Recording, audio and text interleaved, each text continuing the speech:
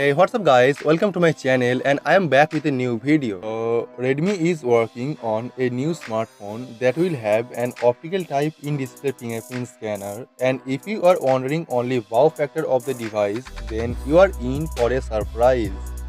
Redmi Note 8 पहला budget device है जहाँ पे आप इसकी डिस्प्ले के अंदर इन डिस्प्ले फिंगरप्रिंट स्कैनर देख पाएंगे और इसके साथ एक ह्यूज कैमरा लेंस भी देख पाएंगे। और Redmi Note सीरीज डिवाइस काफी कम प्राइस में ज्यादा स्पेसिफिकेशन देखने को मिलता है जो काफी कंपनी का मिड रेंज फोन के साथ कम्पीट कर सकता है। और Xiaomi एक ऐसा ब्रांड है जो बजट डिवाइस पे प्रीमियम कैटेगरी फीचर्स को इम्प्लीमेंट करती है और इसका एक्सपीरियंस आप काफी कम प्राइस में ले सकते हैं। This device will also come with a highest megapixel lens that is embedded on a smartphone, and according to a new leak, the main camera lens on the Redmi Note 8 will be of 52 megapixel camera sensor, and there will be two camera on the back. And as you can see, the first one is gonna be 60 megapixel wide-angle lens, and the main lens is 52 megapixel with f1.7 aperture camera sensor.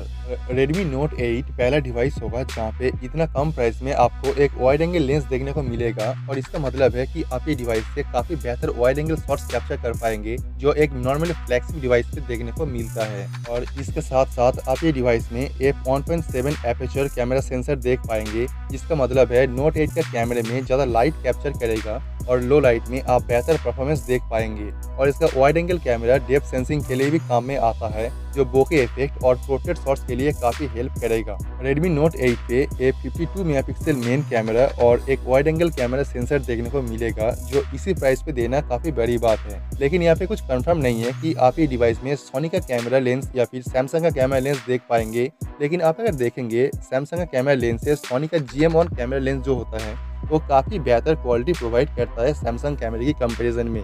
तो अगर इस device में सोनी का camera sensor use करेगा तो आपको काफी बेहतर पोर्ट्रेट शॉट, काफी बेहतर लो लाइट इमेजेस और काफी कैमरा अच्छा क्वालिटी देख पाएंगे।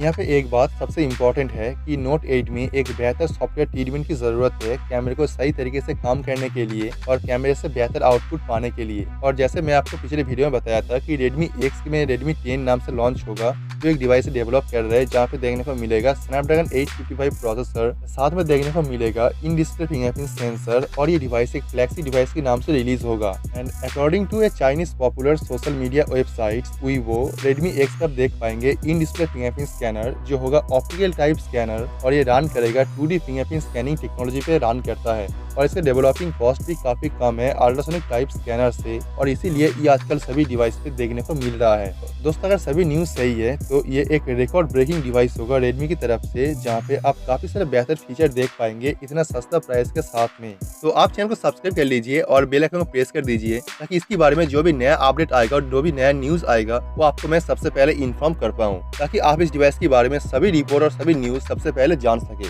तो let me know your thought on this and I will see you guys tomorrow. Peace out.